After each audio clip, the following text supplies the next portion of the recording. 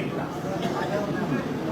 সেই জায়গায় কিছু রাজবংশী ভাষা যারা জানে তাদেরকে সেটা দেওয়া হয়েছে, কিন্তু পূর্ণ রাজবংশী স্কুল এরকম কোনো স্কুলের কথা আমার জানা নেই। তো সেই স্কুলগুলোর খবর আমি জানি, আমি যেটা বলবো সেগুলো নিয়ে চিন্তা ভাবনা করতে বলা যায়। দেখুন, বর্তমান বিষয় আছে, সিলেবাস হলো একটি চলমান বিষয়।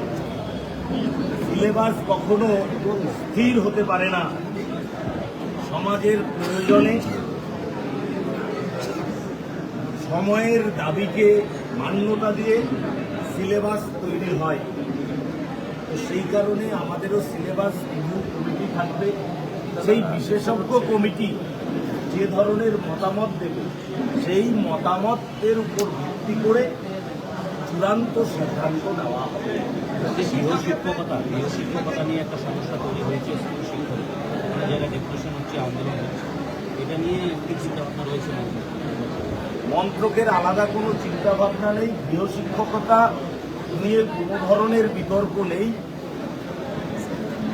কারণ বর্তমান পশ্চিমবঙ্গ সরকার কোনো নতুন আইন প্রণয়ন করেনি। পুরনো যে নিয়ম কানুন ছিল সেগুলোই একবার স্মরণ করিয়ে দেওয়া হয়েছে মাত্র। আমি বলেছি, আবারও আপনাদের মাধ্যমে বলছি, কোনো ব্যক্তি বিশেষ তার ছেলেমেয়ের কোন মাস্টারমশাই না পড়ালে পরে তার ছেলের ভবিষ্যৎ নষ্ট হচ্ছে, সে ব্যাপারে যদি কিছু থাকে তারা আমাদের জানাবে, আমরা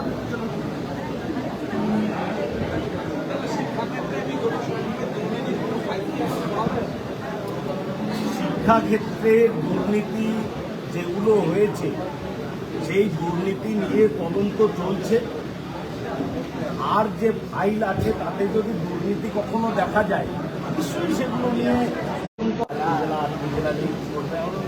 আমি মূলত আমি নই, আমরা আজকে আপনার সঙ্গে সম্মানীয় বনমন্ত্রী মনন্ত রাও মহাশয় ছিলেন, আমরা ডিএম সহ বাকি যার পেছনে দপ্তর রয়েছে তাদের আধিকারিকদের সঙ্গে আমরা বৈঠক করেছি, সেখানে একটা পর্যালোচনা।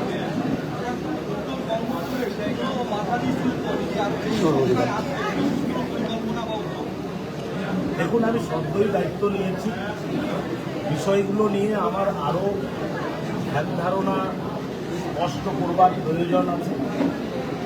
নিশ্চিতভাবে উত্তরবঙ্গে কর্মসংস্থান করতে গেলে ক্ষুদ্র এবং মাঝারি শিল্পকে প্রাধান্য দিতে হবে। সেই জায়গা থেকে উত্তরবঙ্গের পরিবেশ, উত্তরবঙ্গের কাঁচামাল, উত্তরবঙ্গের আবহাওয়া, এর উপর ভিত্তি করে যে সমস্ত কোম্পানি বা ক্ষুদ্র মাঝারি শিল্প হতে পারে সেগুলোর দিকে নজর দেওয়া হবে। এবং আপনাদের মাধ্যমে আমি জানাচ্ছি, কোনো নতুন এন্টারপ্রেনার যদি স্টার্ট আপ তৈরি করতে চায় এই এলাকায় বা আমার পশ্চিমবঙ্গে, তারা সরাসরি আমার দপ্তরে আসুন, প্রয়োজনে আমার সঙ্গে কথা বলুন। আপনাদের সমস্ত রকমের সহযোগিতা সরকারের পক্ষ থেকে করা হবে। ঠিক আছে, থ্যাংক ইউ, ধন্যবাদ।